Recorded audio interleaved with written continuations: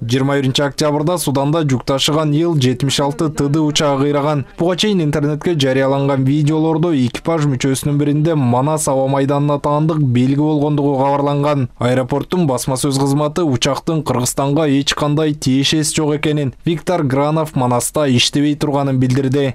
Виктор Гранов 2024-жылдын май айында Манас эл аралык аэропортунан Ош эл аралык аэропортуна АН-12 учагын алып барууга пилоттук кызматка чакырылган.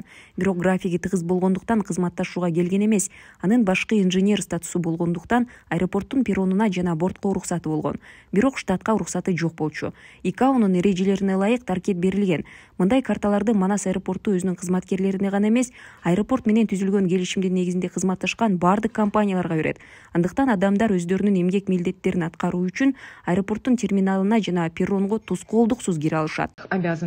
Кыйраган учак ушул жылдын 12-январында Кыргызстандын реестринен чыгарылып, Судандын каттоосуна өткөрүлгөн. Көпчүлүктүн көңүлүн бурган окуя боюнча Тышкы иштер министрлиги дагы маалымат берди. Ведомство алдын ала маалымат боюнча кулап түшкөн учактын ичинде Кыргыз Республикасынын жарандары жок экенин айтып, самолеттун Манас аэропортуна тиешеси жок экенин ырастады.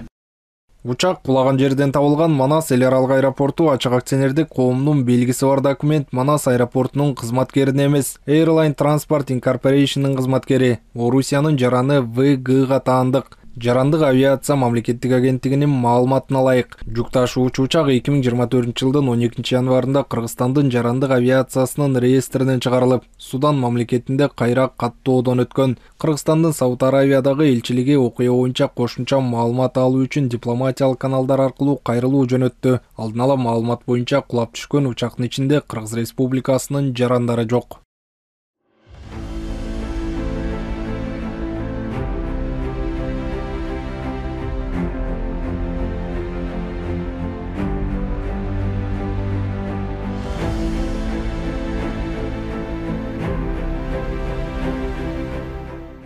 Суданда кулаган учак Кыргызстанга тиешеси жок экенин эл аралык агенттиктер дагы жазышууда. Талдоочулар такталбаган маалыматтарды жайылтууда сак болуу керектигин айтып, жарандарды расмий органдардын билдирүүсүнө гана ишенүүгө чакырышат. Суданда кулаган учак бул биздин Манас аэропортуна караштуу эмес экен.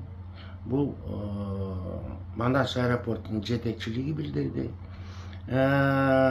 Летчиги да биздин авиакомпанияда иштебеген летчик экен. Ошол үчүн ушул маалыматты баягы ушул маалыматтан бөйрөктөн шыйрак чыгарбай, биринчиден, экинчиден маалыматты бергенде текшерип бериш керек. Анткени бүгүнкү күндө элдин өзүнчө бир маалыматтык бир ариети пайда болгон.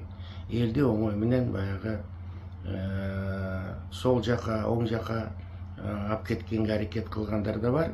Кырсыкка учураган самолет Эмираттын Rimstyle компаниясына таандык болгон. Ал эми 2024-жылы учак New Way Cargo Airlines компаниясына сатылган.